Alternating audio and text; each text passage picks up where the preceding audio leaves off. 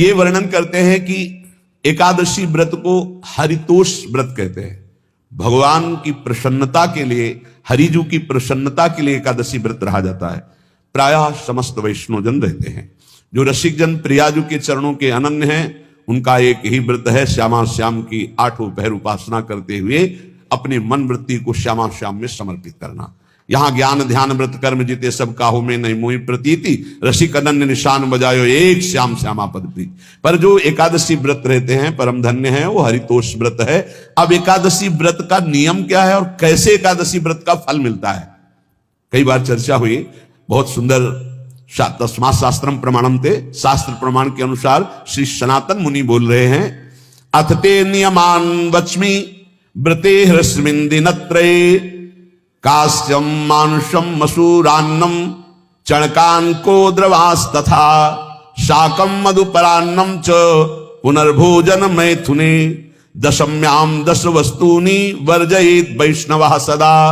जिसे एकादशी रहनी हो और एकादशी का फल प्राप्त करना हो, उसको ये नियम पालन करना चाहिए। अथ ते नियमान वच्मि व्रते ह्रस्मिन् दिनत्रये, उसको 3 दिन, एक तो दशमी और एक द्वादशी और फिर बीच में एकादशी, उसको 3 दिन संयम में रहना होता है, तब बीच की एकादशी का उसे फल प्राप्त होता है। जिसे एकादशी व्रत रहना हो उसका नियम है कि दशमी के दिन कांसे के पात्र का त्याग करें। वैष्णव सिद्धांत है कि कभी जिसमें मांस बना उस रसोई का भोजन न ग्रहण करे। मसूर की दाल, चना की दाल, कोदों और कोई भी शाक, शहद, दूसरों का अन्न, दोबारा भोजन और मैथुन, ये दशमी के दिन त्याग दे। एक बार दशमी के दिन भोजन करे 24 घंटे में, क्योंकि एकादशी रहना है। कांसे का पात्र, जिस रसोई में मांस बना उसके भोजन का त्याग, मसूर की दाल, चना, कोदो, शाक, मधु अर्थात शहद और दूसरे के द्वारा दिया हुआ भोजन और दोबारा भोजन और मैथुन क्रिया, इनका दशमी के दिन कभी भी प्रयोग ना करें। इन 10 वस्तुओं से वैष्णव दूर रहे दशमी के दिन। फिर एकादशी के व्रत में, ये पीछे तो हम वर्णन कर ही चुके हैं, कहीं नहीं आया या कुटू का वो कचौड़ी पकौड़ी और सिंघाड़ा का हलवा और सब ये दुनिया के खीर और सब। ये एकादशी के दिन किसी भी तरह की गेम आदि क्रीड़ा ना खेले।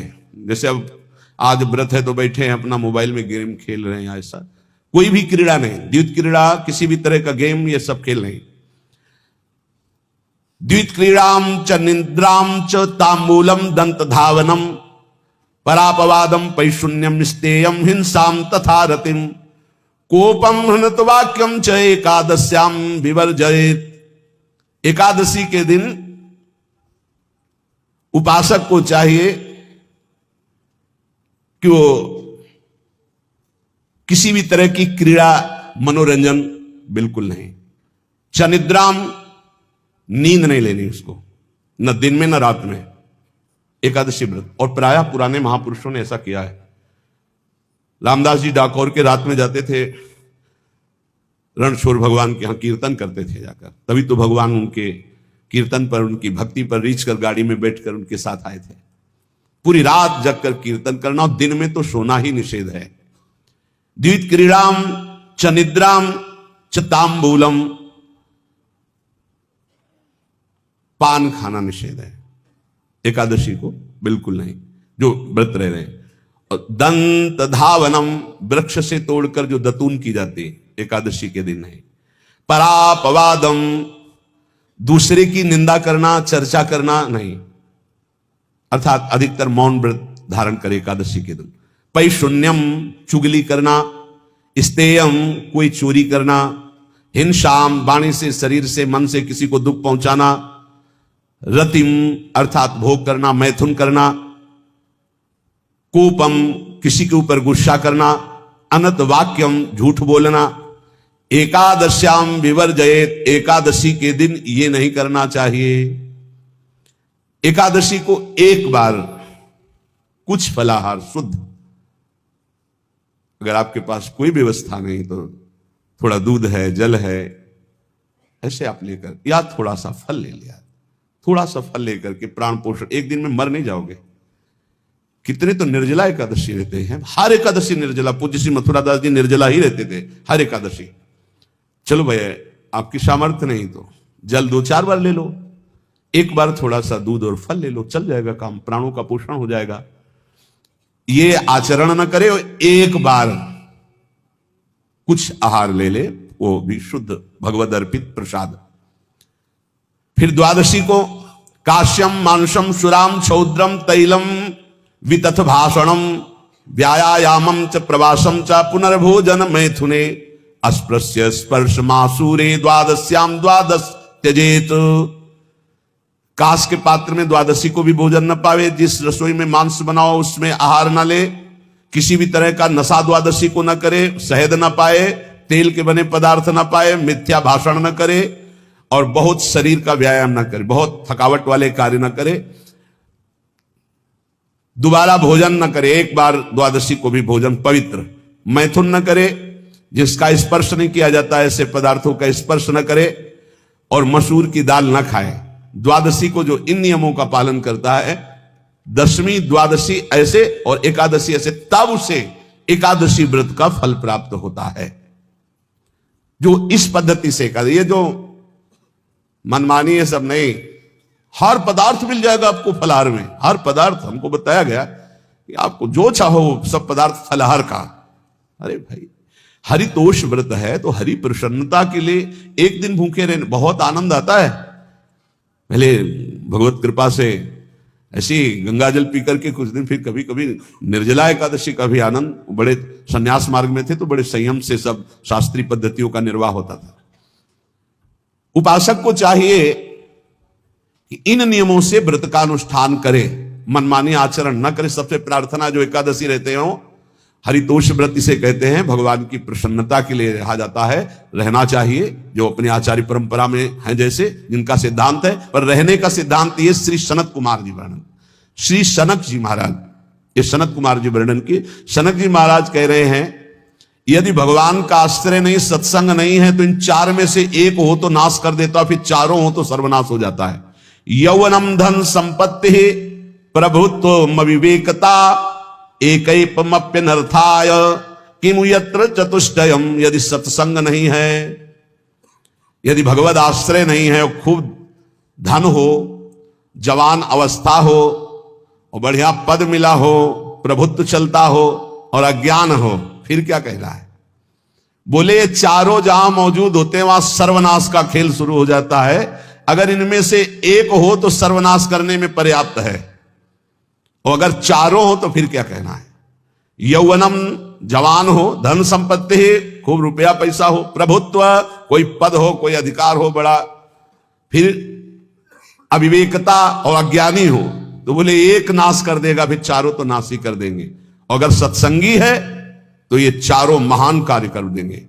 क्या यौवनम जवान है, खूब दूसरों की सेवा, मेहनत पूर्वक धन संपत्ति कमाकर माता पिता की सेवा, परिवार की सेवा।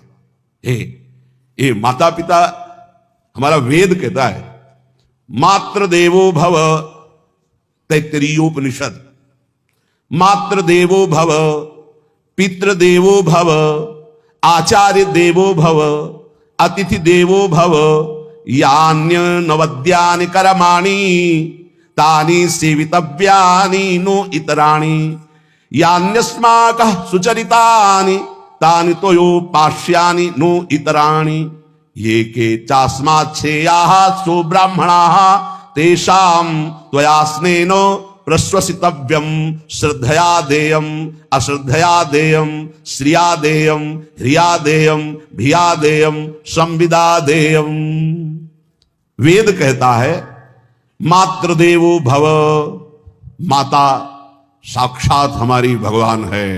देव हरि को कहते हैं, केशव देव जैसे कहा, हरि को कहते हैं, गोविंद देव, मात्र देव, माता भगवान है। हे धिक्कार है उन पुत्रों को जो अपने माता के द्वारा पोषित किए हुए शरीर से हाथ उठाते हैं अपने माता पिता के ऊपर। नरक में तुम्हारी जो दुर्दशा होगी भोगोगे।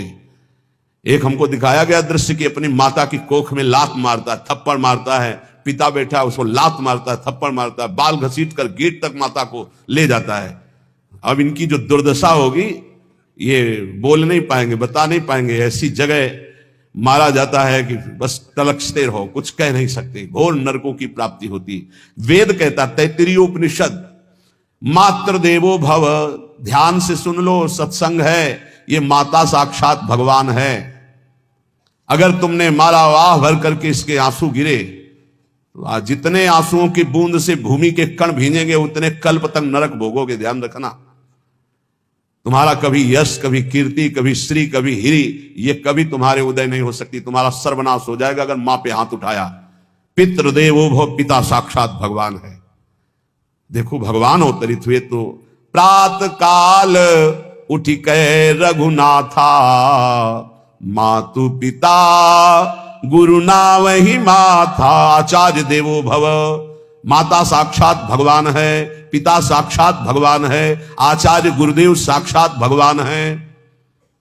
जो अपनी माता को, अपने पिता को दुख देता है, अपने गुरुदेव की अवहेलना करता है, उसका कभी मंगल हो सकता है? वो कभी सुख प्राप्त कर सकता है? वेद कहता है जो निर्दोष कर्म करते हुए धन कमाकर, कैसा कर्म? निर्दोष कर्म करते हुए धन कमाता है और उस धन से अपने बूढ़े माता पिता और गुरुजनों की सेवा करता है, जीवन धन्य है। धिक्कार है उस पुत्र को, धिक्कार उस जवानी को, धिक्कार है उस धन को, धिक्कार उस बुद्धि को जिसको ये सब प्राप्त होने पर भी अपने बूढ़े माता पिता को दर दर के भटकने के लिए विवश कर देते हैं, जो अपने बूढ़े माता पिता को कष्ट देते हैं। जहां वेद कह रहा है मातृ देवो भव, पितृ देवो भव, आचार्य देवो भव, अतिथि देवो भव, चार बातें कही। अतिथि देवो भव, अगर बिना परिचय के कोई आ गया, कह रहा भूखा हूं, भोजन पवा दो, भगवान पधारे हैं, हम कह रहे मत अंदर आने दो, गेट के बाहर पवा दो, तुम्हारा संशय, पर उसे भूखा मत जाने दो। अतिथि देवो भव, जो निर्दोष कर्म करके अर्थ कमाकर अपने माता पिता गुरुजनों की सेवा करता है, उसी का जीवन धन है। पशुवत आचरण, मनुष्य शरीर प्राप्त करके राक्षस आचरण, राक्षसों की यही पहचान होती है। मां नहीं मातु पिता नहीं देवा, साधुन ते करवा वही सेवा। तुम्हारे जो पुण्य है ना सब भस्म हो जाएंगे, आप खिलवाड़ मत समझो। वो विरक्त है, भले तुम्हें नौजवान दिखाई दे रहा है, वो शरणागत है, जो आचार्य ने मंत्र दिया वही गुरु परंपरा से चला रहा, वही मंत्र उसमें, आप उसको बोल रहे हमारे लिए कुर्सी डालो, पैंट शर्ट पहने हो कुर्सी डाल। हाँ आप असमर्थ हो तो हाथ जोड़कर प्रार्थना कीजिए कि बैठने में हमारी टांग टूट गई है, हम बैठ नहीं पा रहे हैं, क्या व्यवस्था हो सकती है क्या? याचना इस कोटि की। आदेश, बाबा जरा कुर्सी लाना, तो बाबा तो कुर्सी रख देंगे, आप उनको तुम भिक्षुक समझते हो, सारे सुकृत तुम्हारे नष्ट हो जाएं। ये जो संतों के द्वारा दिए हुए आसन में ये अयोग्य पुरुष बैठ जाते हैं ना, इनके सारे सुकृत नष्ट हो जाते हैं। ये क्या समझते हैं? तुरंत आसन दिया जाता है, किसी आओ आसन को प्रणाम करके समेट कर रख दो, अगर आसन में बैठने की योग्यता आ रही। आसन में बैठने की योग्यता उसकी मानी जाती है जो सामने बैठा है उस स्थिति का हो या उससे श्रेष्ठ हो। बहुत होश में ये बातें सत्संग में ही मिलती है और अन्यत्र नहीं मिलती। आसन बिछाने का मतलब तुम कोई महान नहीं हो गए हो, अपने में दैन्यता नहीं तो वैष्णव किस बात के? आसन ग्रहण वैसे ही बिछा हुआ है, उसके ऊपर आसन लगा हुआ है गुरुजनों के लिए, श्रेष्ठ जनों के लिए, आप आसन में बैठने के अधिकारी हैं। सत्कर्म के द्वारा कमाए हुए धन से मातृदेवो भव, पितृ, हम बार बार चिल्ला के कह रहे क्योंकि कलयुगी इन पुत्रों को अब समझ में नहीं आ रहा। जो बोओगे वही काटोगे। अगर आप अपने पुत्रों को शत अध्यात्म की शिक्षा देंगे और स्वयं अध्यात्म से चलेंगे तो तुम्हारा बुढ़ापा ठीक से जाएगा। नहीं, बुढ़ापा बहुत मुश्किल से कटता है, बहुत मुश्किल से। हाँ, हमें कई दृश्य देखने को मिलते हैं। बता रहे एक बार बिंदौर इधर है, इच्छावर फतेहपुर, वहां से भ्रमण करते यार कि बड़े मकान से वयोवृद्ध भागते हुए आए और स्वामी जी बहुत कष्ट में हो। क्या कष्ट है आपको? आप तो महल से उतर रहे हैं, ये किसका है? बोले मेरा ही है। उनका कष्ट क्या है? बोले 4 लड़का है, 4 बहू है, सब खाते पीते हैं, मैं बहुत कष्ट में हूँ, सब कोई अपमान करता है। तुम निकलो फिर बाहर, बाबा जी बनो, भजन करो, भगवान के मार्ग का अनुसरण करो। चौथी अवस्था है। बोले ये तो नहीं हो सकता, रहूंगा तो यही कुछ ऐसा कर दो कि जिससे हमारे बच्चों की बुद्धि बदल जाए, जो हमको पीटते हैं, गाली देते हैं। हमको वो जादू तो हम जानते नहीं, और चल पड़े। और बड़ा अंदर से चिंतन हुआ कि जीव कितना आसक्त है। उन्हीं पुत्र परिवार घर में, बुढ़ापे का समय है, चौथी अवस्था में अगर घर ही में रह के भजन करो तो झंझट नहीं होगी।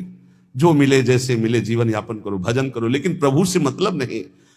तो जितने भी जवान भाई बहन सुन रहे हैं, आप अपने माता पिता को, यहां हमारा वेद कहता है मातृ देवो हो, माता भगवान है, पितृ देवो हो, पिता हमारा भगवान है। धर्म के द्वारा कमाए हुए धन से माता पिता की सेवा करो।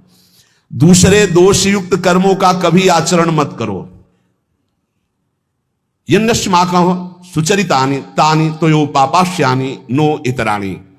सुंदर आचरण करो जो महापुरुषों के द्वारा विधान किए गए हैं, पाप आचरण कभी मत करो। हमारे आचरणों में से एक भी ऐसा आचरण नहीं होना चाहिए जो दूसरे को दुखी करके धन संपत्ति लेने वाला हो।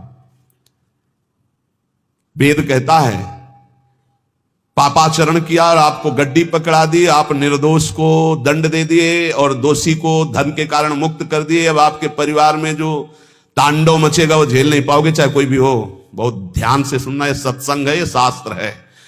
जो अधर्म पूर्वक दूसरे के द्वारा दिए हुए धन से गलत निर्णय करता है, दोषी को मुक्त करता है और निर्दोष को दंड देता है, उसको दुखिया को न सताइए, दुखिया देगा रोए। जब दुखिया के मुखिया सुने तब तेरी गति क्या होए। मर्सिडीज गाड़ी में भुन जाओगे भुट्टे की तरह अंदर, कोई सांस लेने की जगह नहीं मिलेगी। कैसे? आगे से गाड़ी में किसी कारण आग लग गई, चलती गाड़ी में। अब आजकल सब रिमोट का सिस्टम होता है, वो तार जल गए जिनसे गेट खोला जाता है। अब गेट लाख लोग हैं आसपास, कोशिश कर रहे हैं, ना गेट खुल रहा है ना शीशा तोड़ा, भम मचा हुआ है। चीखते हुए अंदर एक एक परिवार का सदस्य भस्म हो रहा है। क्यों? किसी के परिवार को उजाड़ा तुमने, किसी के निर्दोष की तुमने दंड विधान किए हैं, पापाचरण किए, वो भोगना पड़ेगा। इसीलिए बार बार तुम्हें भयावह शब्दों से कहते हैं कोई तुम्हें दंड नहीं देगा, तुम्हारे कर्म हर समय तुम्हारी खोपड़ी में सवार हो, वही तुम्हें दंड देंगे। इसलिए हमारा वेद कहता है यन्यस्माकः सुचरितानि तानि तोयो पापास्यानि नो इतराणि। जिसमें महापुरुष विधान किए हैं कि यह आचरण करो वो सुकृत है, और जिसे मना करते ऐसे पापाचरण मत करो, कभी दूसरे का अहित मत करो। जो कोई भी हमसे श्रेष्ठ गुरुजन है उनका आदर करो, उनको आसन दो, उनको विविध पदार्थों से सुख पहुंचाओ, विश्राम कर लेने के बाद वार्ता करो। श्रद्धा पूर्वक माता पिता गुरुजन अतिथि इनकी सेवा करना परम धर्म है।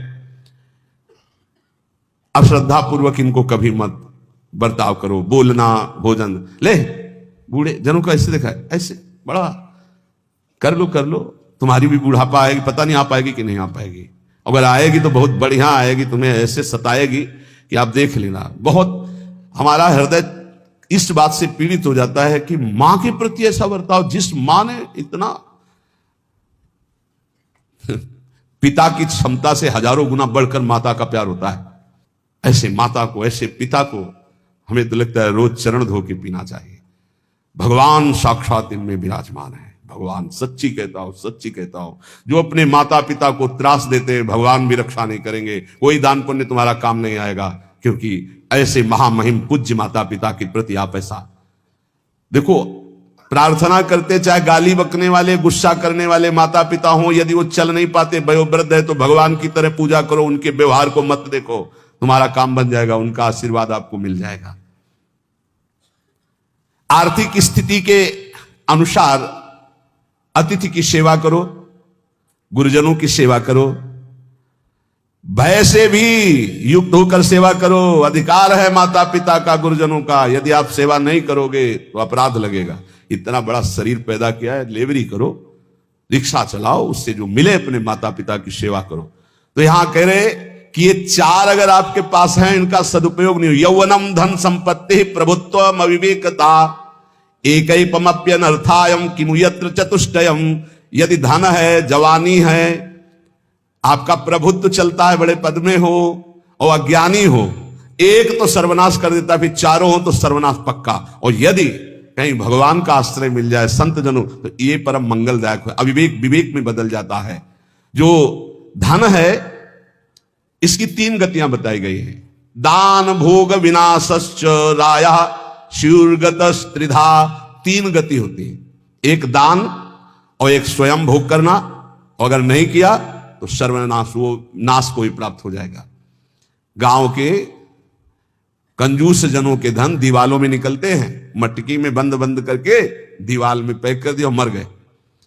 अब दीवाल में नहीं, अब लॉकर में है, बैंक में है। कितने हैं? बोले इतने करोड़। कभी ना तो धर्म किया ना दान किया, कंजूस रात दिन उन्हीं रुपए का चिंतन किया, मर गए। 1 रुपए का भी कभी सतमार्ग में प्रयोग नहीं किया। कह रहे दान भोग विनाशश्च, 3 गतियां हैं, दान या स्वयं भोग कर लो और या विनाश हो जाएगा। तो सो धन धन्य प्रथम गति जाकी, वो धन धन्य है जिसकी प्रथम गति क्या? दूसरों को सुख पहुंचाने में लगा। अस्पताल में दे दिया, गरीब लोगों की औषधियों के या भूखी गौओं के उदर पोषण में, या संत महात्माओं के निवास या वस्त्र या भोजन, ये सब उत्तम गतियां हैं। अगर ये नहीं किया तो चलो घर में ठाकुर जी विराजमान करो, स्वयं बढ़िया भोग लगाओ, पाओ, परिवार को सुखी रखो, इतने कर लो। वैसे सो धन धन्य प्रथम गति जाकी, प्रथम तो है दान, फिर दूसरा स्वयं चलो उपयोग कर लो धार्मिक धर्म पूर्वक अपने परिवार का। लेकिन अगर ऐसा नहीं किया तो तीसरी गति है नाश, वो तुम्हारे किसी काम में धन आने वाला नहीं है। जो ना दान करता है ना भोगता है, उसका नाश हो जाता है। अरे भाई, वृक्ष से ही शिक्षा लो, दूसरों के लिए ही होता है, तो तुम मनुष्य बनकर क्या दूसरों का परोपकार नहीं कर सकते? यदि तुम जवान हो, तुम्हारे पास धन है, प्रभुत्व है, विवेक है, तो तुम पूरे राष्ट्र की सेवा की भावना जागृत करो। समाज में ही भगवान विराजमान है। ये मानवा हरि कथा श्रवणास्त दोषा, कृष्णांगी पद्म भजने रत चेतनाश्च, ते वै पुनन्ति च जगन्ति शरीर संगात, संभाषणादपि ततो हरिरेव पूज्यः। एक तो ये बताया, दूसरा बताया कि ये महाधन्याति धन्य होते हैं। एक तो होते जवान हैं, रुपया पैसा खूब कमा रहे हैं, बड़ा प्रभुत्व है, अविवेक है तो नाश कर देगा, और विवेक है तो इन्हीं का सदुपयोग हो जाएगा। एक है जो सबसे हटकर है, ये मानवा हरि कथा श्रवणास्त अधोषाः, जो रात दिन नाम जप करते हैं, भगवान की चर्चा करते हैं और सुनते हैं, और अधोषाः, वो सारे दोषों को अपने मिटा चुके हैं। कृष्णांगी पद्म भजने रत चेतनाश्च, निरंतर अपने चित्त को प्रभु के भजन में डुबोए हुए हैं, प्रभु के चरणों के ध्यान में अनुरक्त किए हुए। उनका क्या प्रभाव होता है? बोले तैवई पुनन्ति च जगतंति शरीर संगात। ऐसे महात्माओं का यदि शरीर है प्रगट में, तो उस शरीर से स्पर्श करके वायु जिस जिसको छूती है वो पाप रहित हो रहा है। जो उनके दर्शन करते हैं वो पाप, संत दरस जिमि पातक तरही, संतों के दर्शन मात्र से पाप नष्ट होते हैं, उनके शरीर के स्पर्श से पाप नष्ट होते हैं। संभाषणादपि ततो हरिरेव पूज्यः, यदि उनसे संभाषण करने को मिल जाए तो बोले वो इतना पवित्र हो जाता है कि भगवान उनमें वास करने लगते हैं। हरिदेव, हरि उसमें विराजमान है, हरि ही है, ऐसा वो पूज्य हो जाता है। यदि जो नाम जप कर रहे हैं, जिनका चित्त भगवान के चिंतन में है, जो कथा भगवान की चर्चा कर रहे हैं, जो भगवान की चर्चा सुन रहे हैं, अदोषाः, जो समस्त दोषों पर विजय प्राप्त कर चुके हैं, ऐसे मानवाः पुनन्ति च जगतंति, वो पूरे जगत को पावन करने की सामर्थ्य रखते। सतरते सतरते सा लोकांतार्यति मम भक्ति युक्तो भोनम पुनातु, वो लोक के लोक पावन कर देते। कैसे? उनके शरीर से स्पर्श की हुई वायु दूसरों के पापों का नाश, उनका दर्शन दूसरों के पापों का नाश, उनका संभाषण दूसरों के पापों का नाश। यदि संत संग मिल गया तो निश्चित हरिरेव ही, वो भगवान से ही मिल रहा है, क्योंकि वहां भगवान जागृत है सबके हृदय में, पर भगवान शयन कर रहे हैं, माया का पर्दा लगाए। संत के हृदय में भगवान पर्दा रहित होकर जागृत हो चुके हैं। उनके दर्शन से, संभाषण से, स्पर्श से निश्चित परम कल्याण इस जगत का होता है। कौन भगवान? भगवान किसे कहते हैं? तो बोले सनंदन मुनि बोल रहे हैं। सनातन जी की सुना, एकादशी व्रत पर बोले, और अभी तक सनक जी बोल रहे। अब सनंदन जी कह रहे ऐश्वर्य समग्रस्य धर्मस्य यशसः श्रियः, ज्ञान वैराग्ययोश्चैव शरणां भग इतीर्णा। संपूर्ण ऐश्वर्य, संपूर्ण धर्म, संपूर्ण यश, संपूर्ण श्री, संपूर्ण ज्ञान, संपूर्ण वैराग्य, ये 6 जहां विराजमान हैं भग, उन्हें भगवान कहते हैं। ये पूर्ण रूप से भगवान में ही विराजमान है, और जिसमें ये सामर्थ्य है उसे भगवान कहते हैं। उत्पत्ति प्रलयम चैव भूतानामा गतिम गतिम, वेत्ति विद्याम अविद्याम च स वाच्यो भगवानिति। जो सबकी स्वयं अपने संकल्प से उत्पत्ति करता है, उत्पत्ति करने वाले ब्रह्मा जी की भी जो उत्पत्ति का कारण है, जो अपने ही बल से सबका विनाश कर देता है, प्रलय, और जो सबका पालन करता है, उसे भगवान कहते हैं। जो आवागमन तथा विद्या अविद्या इसका स्वामी है, उसे भगवान कहते हैं। जो संपूर्ण ऐश्वर्य, संपूर्ण धर्म, संपूर्ण यश, संपूर्ण श्री, संपूर्ण ज्ञान, संपूर्ण वैराग्य और उत्पत्ति, पालन, प्रलय का स्वामी, जो विद्या अविद्या आवागमन जिसी के इशारे से होता है, वही है भगवान, वही सबका भगवान है। इसलिए जो उपासक भगवान की आराधना करता है वो ये देखे, सा एवाधस्तात् वेद, सा उपरिष्टात्, सा पश्चात्, स पुरस्तात्, स दक्षिणतः, स उत्तरतः, सा एवेदः सर्वमित्यथातो अहंकार देश एवाहमेवाधस्तादः मुपरिष्टादहं पश्चादहं पुरस्तादहं दक्षिणोतोः मुत्तरोतोः मे वेदः सर्वमिति। वो जो भगवान है, कहा है? बोले सा एवाधस्तात्, सा उपरिष्टात्, वो नीचे है, वो ऊपर है, वो पीछे है, वो आगे है, वो दाहिने भी है, वो बाएं भी है, और वही ये सब कुछ है जो देख रहे हो, केवल भगवान ही भगवान है। बोले जो ऐसा देखता है उसका अहंकार भगवान में लीन हो जाता है। अब वो देखता है मैं ही नीचे हूं, मैं ही ऊपर हूं, मैं ही पीछे हूं, मैं ही आगे हूं, मैं ही दाहिने हूं, मैं ही बाएं हूं, मैं ही ये सब कुछ हूं, मैं अहम ब्रह्मास्मि। दो भाव होता है, एक भक्त जो भगवान को सर्वत्र देखता है और एक जो अपने अहम को भगवान में स्थापित कर देता है भेदभाव से, वो अपने आत्म स्वरूप को देखता है। जिसने ऐसा भगवान का अनुभव कर लिया कि आगे पीछे दाहिने बाएं ऊपर नीचे हर समय मेरे श्री भगवान हैं, तो न पश्यो मृत्युम, इसका फल है पश्यति न रोगम नोत दुखाताः सर्वाः पश्यः पश्यति सर्वमाप्नोति सर्वस इति। बोले उसको किसी भी प्रकार का रोग दुख नहीं दे सकता।